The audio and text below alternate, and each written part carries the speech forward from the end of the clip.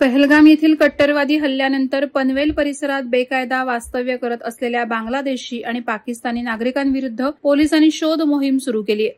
अशातच क्राईम ब्रांचने पनवेल करंजाडे येथे बेकायदेशीरपणे राहणाऱ्या 5 बांगलादेशी नागरिकांना अटक केली आहे।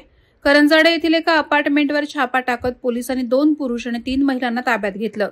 या प्रकरणात बांगलादेशी नागरिकांना बनावट ओळखपत्र बनवून देणाऱ्या भारतीय नागरिकालाही पोलिसांनी ताब्यात घेतलंय। अँटी ह्युमन ट्रॅफिकिंग युनिटच्या पीएसआय सरिता गुदे यांना मिळालेल्या गुप्त माहितीच्या आधारे 4 मे रोजी करंजाडे येथील सेक्टर 6 मधील ब्लू क्रेस्ट कोऑपरेटिव्ह हाऊसिंग सोसायटीमध्ये पोलिसांनी धाड टाकली।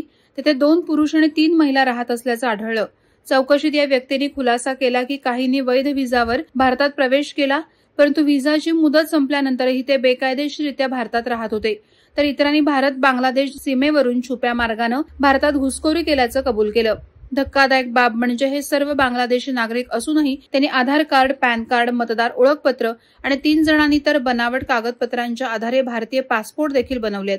अन्ना खातून आकाश गाझी वय 35 धंदा ब्युटिशियन आणि टेलर, आलो खातून इस्लाम गाझी वय 31 गृहिणी, इस्राफिल इस्लाम गाझी वय 25 धंदा मजुरी, किया आकाश गाझी वय 21 विद्यार्थिनी, आकाश लतीफ गाझी वय 40 धंदा रिक्षा चालक अशी अटक करण्यात आलेल्या बांगलादेशी नागरिकांची नावं असून हे सर्व करंजाडेमध्ये राहत होते। या प्रकरणी पनवेल शहर पोलीस ठाण्यात विविध कलमांनुसार गुन्हा दाखल करण्यात आला असून पुढील तपास पोलीस करत आहेत।